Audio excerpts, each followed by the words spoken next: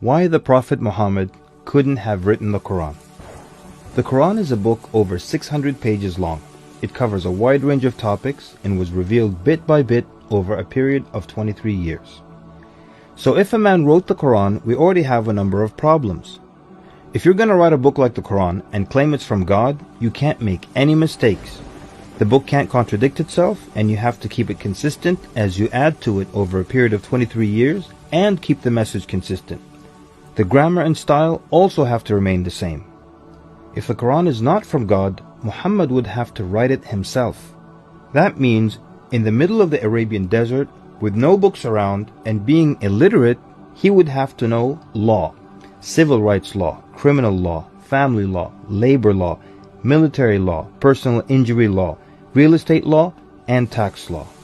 He would have to know history.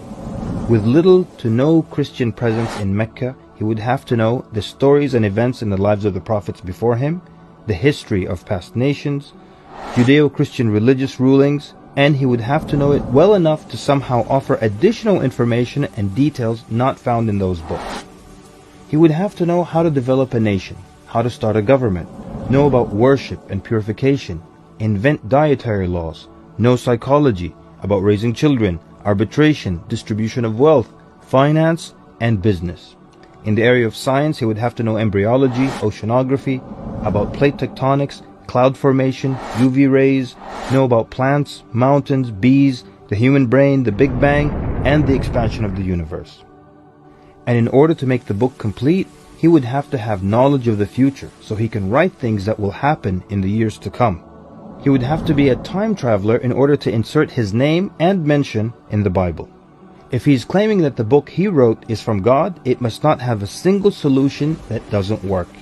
He must also keep his emotions and personal life out of the book. The book should not reflect happy times nor sad times in his life. The writing should not become cheerful and optimistic, nor sad and gloomy as if a human wrote it. But when you read the Qur'an cover to cover, you can't sense when his wife died, when his daughters got married, when his grandchildren were born, when he was victorious, and when he was defeated. To anyone who examines the Qur'an, it becomes perfectly clear that there is no way a man in the desert 1400 years ago could have written such a book.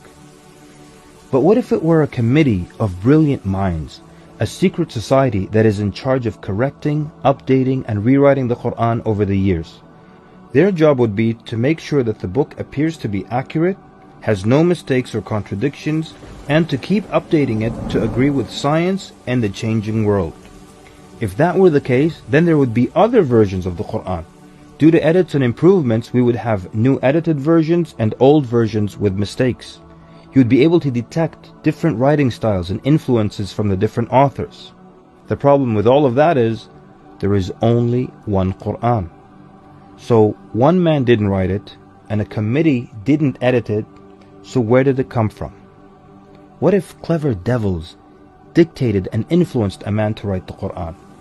The question then would be, what kind of devil calls to good behavior, worshipping God, honoring Jesus, giving to the poor, and warns of the devil? Any way you analyze the Qur'an, you come to a clear conclusion. It could not have been written by a committee, a devil, nor the Prophet Muhammad. Since it's impossible for Muhammad to have written it, then that means he was truthful in that it is from God. If it is from God, that means he was a genuine prophet. And if he's a genuine prophet, then his message should be heeded and obeyed.